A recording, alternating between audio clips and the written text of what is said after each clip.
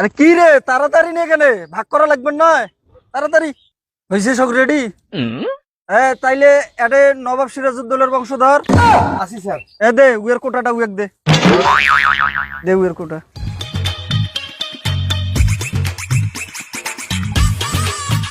এই এখানে সম্রাট আকবরের বংশধর জি স্যার।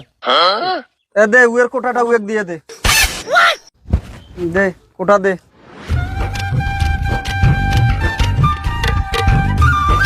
এই সম্রাট বাবরের বংশধরকে আয় এ দেন উয়ের কোটাটা দিয়ে দে উয়েক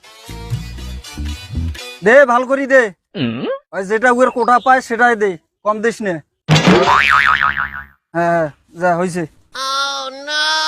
এবার সম্রাট জাহাঙ্গীরের বংশধর কায় আয় দে উয়ের কোটাটা উয়েক দিয়ে দে